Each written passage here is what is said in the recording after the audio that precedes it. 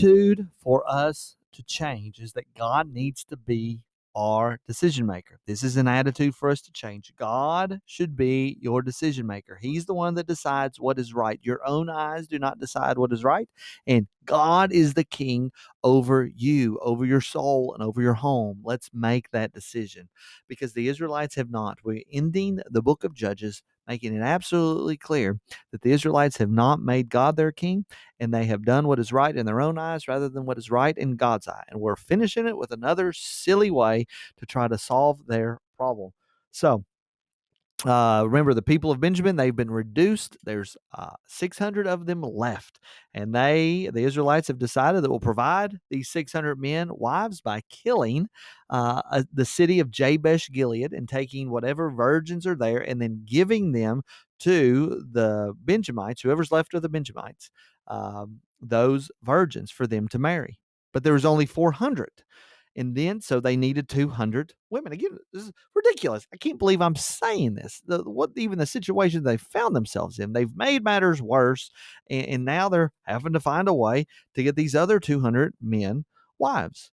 So the Israelites, the other 11 tribes, went to the tribes of Benjamin that were on the rock of Himon, and they proclaimed peace to them. And Benjamin returned at that time, and they gave them women, those 400 women that they had saved alive, of the women of Jabesh Gilead. And the people had compassion on Benjamin. They brought them back in. They restored their relationship. I might add, I don't think they restored it correctly. The Benjamites should have repented and said, no, we should have not harbored these abusers, these rapists. We should have not harbored these men and protected them and defended them. They should have suffered the full penalty of the law, but they chose not to do that. So the people had compassion on Benjamin, but I should add that the Benjamites should have confessed their sins and should have been restored correctly into the tribes of Israel. So what shall we do for our wives who are left? They said, we only got 400. We need 200. Again, this is so silly that this is the story that is ending the book of Judges. What are we going to do for the other 200? They said, remember, we said, cursed be he who gives a wife to Benjamin. None of us can give our daughters to any of the men of Benjamin. We made a vow before the Lord that we can't do this. But then they said, oh, remember, there's a yearly feast of the Lord at Shiloh, which is north of Bethel.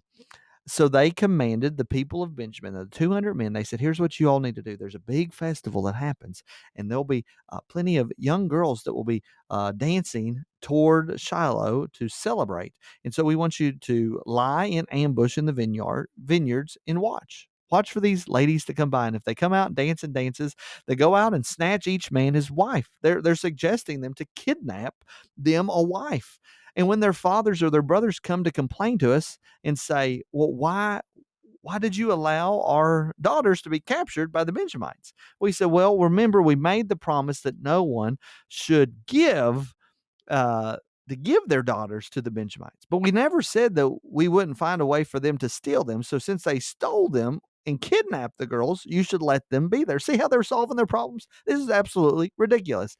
And you should be ending your reading of the book of Judges by saying, what on earth has happened to the Israelites? These is not the people of God. They are not behaving that way. We have to look at our own hearts. We got to look at our own self. We got to look at our own church. We got to look at our own friend group and realize, goodness gracious, how many times do we act in silly ways, in stupid ways, in foolish ways, in the same way that the Israelites did? It wouldn't be the same degree, but there are plenty of silly things, foolish things that we do.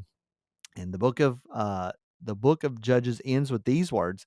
In those days, there was no king in Israel. Everyone did what was right in his own eyes. This is the sin. They did not acknowledge God as their king, and they did what was right in their own eyes. How have you done that? How have you done what is right in your eyes rather than making the Lord himself the ultimate decision maker in your life? Pray that's been a blessing to you and a help, and I'll see you in the next video.